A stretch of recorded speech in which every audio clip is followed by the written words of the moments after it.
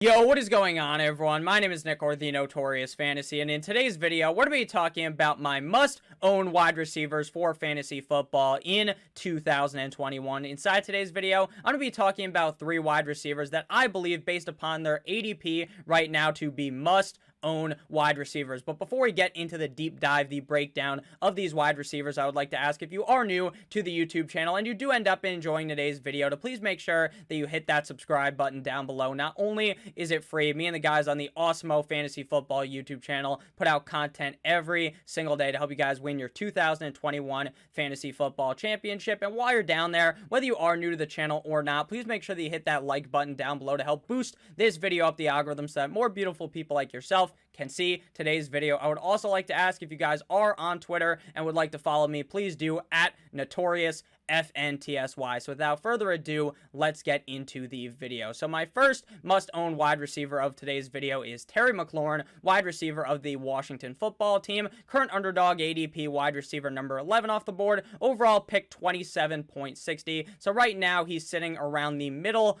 of the 3rd round. So when it comes to Terry McLaurin, going into drafts last season, basically every single person was talking up Terry McLaurin. They believed that, hey, maybe Dwayne Haskins was going to have that great chemistry with Terry McLaurin this year, and Terry McLaurin was destined to be a potential top 12 wide receiver in 2020. But basically, everything that could go wrong for Terry McLaurin went wrong. That is no factor and no fault of himself, because the quarterback position last year in Washington was one of the most confusing and hilarious things to follow. Dwayne Haskins obviously gets the start on the season. Dwayne Haskins doesn't look terrible. Obviously, there's a lot of quarterbacks better than Mr. Dwayne Haskins, but he didn't look completely awful. But then, eventually, Riverboat Ron Rivera, head coach of the Washington Football Team, had enough of his bullshit, ended up sitting him down. Then we're seeing Kyle Allen, then we see Alex Smith, and then we see Dwayne Haskins appear yet again. And then the playoff game, their sole playoff game up against the Tampa Bay Buccaneers, they were led by Taylor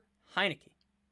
Taylor Heinicke was the starting quarterback of the Washington Football Team. So Terry McLaurin, through no fault of his own, basically had a quarterback carousel occur on the team, and that did not help Terry McLaurin at all, as a lot of people were really touting him to be a top 12 wide receiver. Playing in 15 games, he finished as the wide receiver number 20 in PPR, as well as in half PPR, and wide receiver number 23 in standard, averaging 14.9 PPR points per game, 12 half PPR points per game, and 9.1 standard points per game. Meaning, from a points per game perspective, Terry McLaurin was the wide receiver 20 in PPR, as well as in half PPR, and the wide receiver number 25 in standard. So while he didn't necessarily live up to those high hopes, those high expectations that fantasy analysts put on him, he definitely wasn't to be considered a bust on the season, because he wasn't completely and utterly shit.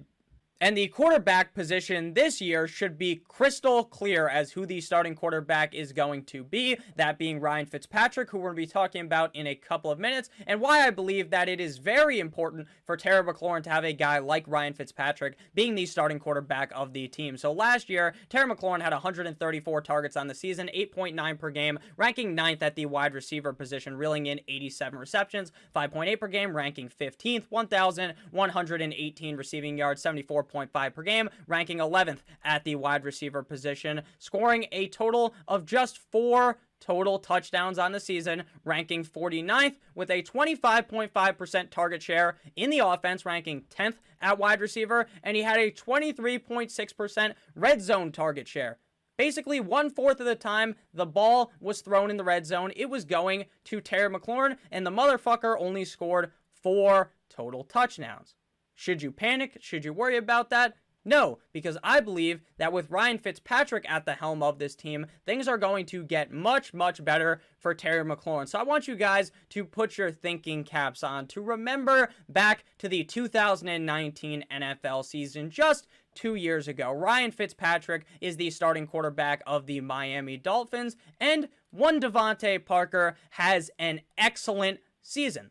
In my opinion, I'm a Dolphins fan. I think Devontae Parker really isn't all that good, and that was a very big fluke season. But the reason why he played so well is because Ryan Fitzpatrick likes to lock on, like Chris Kyle with a fucking sniper rifle, onto the wide receiver, to one wide receiver on the team. And guess who it's going to be in Washington?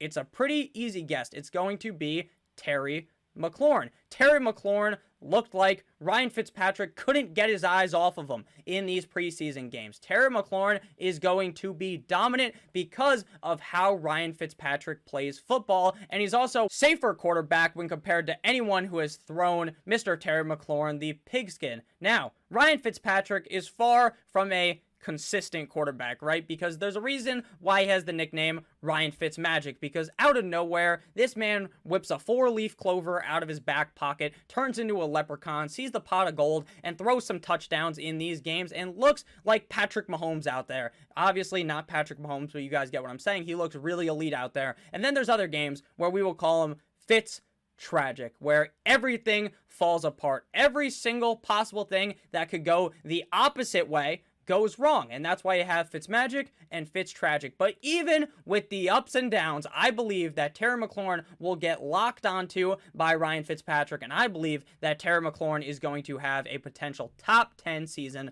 for fantasy football in 2021, and I would smash drafting him as the wide receiver number 11. But before we get on in to the second must-own wide receiver of this video, I would like to let you guys know that football season is right around the corner, and Underdog is offering the biggest, best ball tournament in history with a $3.5 million prize pool and over $1 million going to first place. Tune into our shows to get up-to-date NFL news and Underdog tips straight from our analysts. Deposit now using promo code Awesemo. Again, promo code Awesemo to get a free $25. Start your football season right and start it right now on Underdog. Again, code Awesemo for a free $25. Make sure you guys go ahead and check out Awesemo. That's where all of this average draft position data is being provided to us from. Next up, we have a wide receiver whose name has gotten kind of buried recently. Wide receiver of the Denver Broncos, Courtland Sutton. Underdog ADP wide receiver number 34. Overall pick 70.00. So he's a end of the 6th round pick. Sometimes I see him falling all the way into the 7th round. Now, the reason why Courtland Sutton's name has been kind of diminished is because of the fact that early on in camp, Vic Fangio came out and said, this is microphone, it's not a TV remote, trust me, it's a microphone. He says, hey, Courtland Sutton, he was fine, right, when he's practicing up against the air, meaning he's just doing drills. But once the corners, once the defensive backs were there, once the defense is there, Courtland Sutton is struggling. And then people start to go on a full-on panic. Little do they know, Courtland Sutton's perfectly fine right now. He is. He's perfectly fine right now, and Courtland Sutton is going to have a potential top 24 season at the wide receiver position. Sorry for holding the microphone for so long. I'm no longer Vic Fangio, and he's going as wide receiver number 34. Now, I don't love Teddy Bridgewater as the starting quarterback. As someone who is enamored by the upside of Horsecock Drew Lock, quarterback of the Denver Broncos, I thought that, hey, maybe Sutton would be able to eat better, metaphorically, in fantasy football, get those bigger numbers, if Teddy Bridgewater was not the quarterback and Drew Lock was. Now, if you look back into last season for the Carolina Panthers, Mr. Teddy Bridgewater was perfectly fine for the fantasy football wide receivers. DJ Moore looked good, as did Robbie Anderson. Curtis Samuel even had his time to shine. But the problem here is the touchdowns are not going to be as high, in my opinion, as with Drew Lock under center. I don't think Teddy Bridgewater really likes to take those super risky chances. He doesn't want to sling a ball into double coverage and let his receiver get it. He would rather check the ball down. That's why I always call him check down Teddy. But at the end of the day, where you are getting Courtland Sutton is too extreme of a value to pass up on him based upon the quarterback play. If I'm being honest with you guys, if I'm trying to be as clear as possible, I'm not even sure Teddy Bridgewater is going to play the whole season as the starting quarterback. I really think that if he's not playing the best, they're going to yank him out of the game and put Drew Lock in. If Drew Lock then starts to struggle, then they do the exact same thing. It might be a carousel at the quarterback kind of scenario, kind of like with the Washington football team, but a lot worse because there'll only be 2 quarterbacks, kind of like the Dolphins last season. If you guys remember with Fitzmagic and Tua, when Tua wasn't playing well, they tugged him out there. Shout out to Robert Kraft tugging him out. And then they went ahead and brought Fitzmagic in, and vice versa, obviously, except for the fact that Tua never really came in relief of Fitzpatrick, but I believe that could happen this season in Denver. Now, last year, the season for Courtland Sutton was a complete wash. Basically, everyone, including myself, was talking Courtland Sutton up because of what we saw in 2019, but he only played in one game on the season. But if you look back to 2019, he played in 16 games, having 126 targets, 72 receptions, 1,112 receiving yards, and 6 total touchdowns on the season. Now, he didn't finish as necessarily a top 12 wide receiver. In half PPR, he was the wide receiver number 27 on the year, but based upon what we saw out of Courtland Sutton, it was pretty easy to forecast the up and up for his numbers in 2020. And like I said before, sadly, that season did not end up happening really because he ended up getting hurt in week number 1. So I'm not telling you guys to fully buy in to Teddy Bridgewater, to fully buy in to Drew Lock. But what I want you to buy into is a situation where a wide receiver can succeed, where Courtland Sutton has succeeded, and on an offense that, you know, they have Jerry Jeudy as well, and people are really hyping Jerry Jeudy up, and I completely agree with it. I like Jerry Jeudy as well, but Sutton is coming at a round discount, and I would not be surprised at all if Courtland Sutton was able to outscore Mr. Jerry Jeudy this season. So let me know down below what you guys have thought so far about both of these wide receivers, Terry McLaurin and Courtland Sutton, and then we're going to talk about our final wide receiver. But before we get into wide receiver number 3 of this video, I would like to let you guys know that the Awesemo Fantasy Football Draft Kit is live for season-long and best ball fantasy leagues. The same projections and tools that go into the NFL DFS goes into this package, which includes our draft, wingman, best ball rankings and stacking guide, trade value chart, and so much more. You'll also be receiving up to $35 in credit for Underdog and FFPC leagues. You can get this package for 33% off when you use promo code WINYOURLEAGUE at checkout. Again, promo code WINYOURLEAGUE. That's less than $10 for everything we have to offer for season-long and best ball leagues. So go ahead, go down below in the description, click that, and open it up. And when you go ahead and put the promo code in, write Win Your League. Again, promo code Win Your League. It's for just under $10, and it is going to help you out substantially to win your 2021 Fantasy Football League. Back into it, final wide receiver of this video, one of my favorite wide receivers in the NFL, Marvin Jones, wide receiver of the Jacksonville Jaguars, Underdog ADP, wide receiver number 51 off the board, overall pick 98.90, up 11 spots on the week. So his ADP is starting to rise as people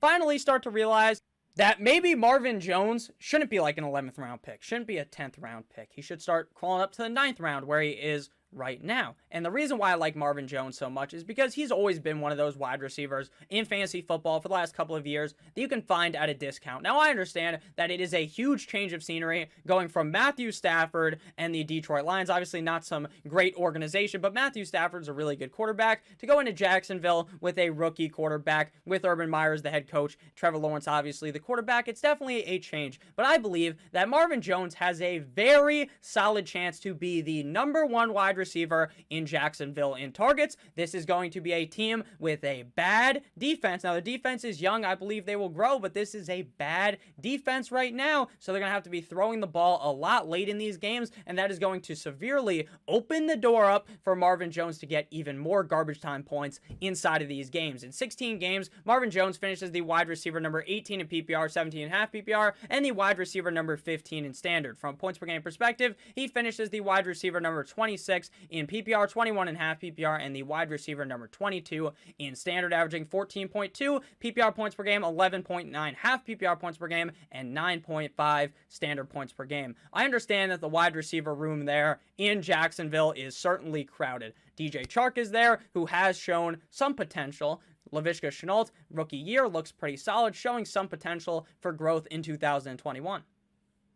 The reason why I like Marvin Jones the most out of the group is because Marvin Jones is coming at the biggest discount. DJ Chark typically goes a couple of rounds earlier, maybe in the 7th round. Laviska typically goes ahead of Marvin Jones as well. So Marvin Jones is kind of the outlier at the position there. He's kind of the bystander, the guy in the back. And in reality, he should be the one getting drafted the highest because to me, he has the highest chance of being the wide receiver one there with Trevor Lawrence. He has been completely shown off in preseason. Last year, Marvin Jones in Detroit had 115 targets, 7.2 per game, ranking 20th at the wide receiver position, tacking on 76 receptions, 4.8 per game, ranking 23rd, 978 receiving yards, 61.1 per game, ranking 19th with 9 total touchdowns on the season with just a 20.5% target share, 35th at wide receiver, 18.9% red zone target share, and I believe both of those numbers will be going up in Jacksonville as he will be the clear wide receiver one by, when all things are said and done at the end of the year. You're going to realize that you should have drafted Marvin Jones, not DJ Chark or Laviska Shenault. So thank you guys all so much for watching this video. Let me know what you guys thought about these players down below in the comment section. If you ended up enjoying, make sure you hit that like button to let me know that this video was very nice, as Mr. Bart would say. I like. So thank you guys for watching. I love you guys all. Make sure you subscribe. We're near 1,000 subscribers away from 10,000 subscribers. We're going to hit that by the start of the season. I love you guys. Make sure that you stay safe. There's videos on here every single day by me, by the other content creators on the Awesemo Fantasy Football YouTube channel. So please do not miss out on that. Hit that subscribe button. Also, if you want to be notified, hit that notification bell as well. I love you guys all so much. Make sure you guys have a great rest of your guys' day, and I'll see you guys tomorrow. As always, goodbye.